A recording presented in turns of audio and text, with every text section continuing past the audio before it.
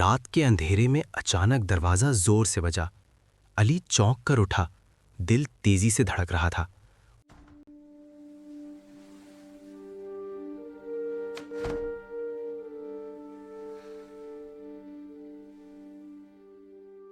اس نے کھڑکی سے جھانکا تو باہر کوئی نظر نہ آیا۔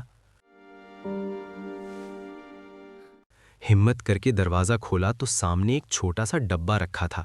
ڈبے پر لکھا تھا، مجھے کھولو لیکن سوچ سمجھ کر۔ علی نے ڈبہ اٹھایا اور کمرے میں لے آیا۔ تجسس بڑھتا جا رہا تھا۔ جیسے ہی اس نے ڈبہ کھولا، ایک نرم سی روشنی پھیل گئی۔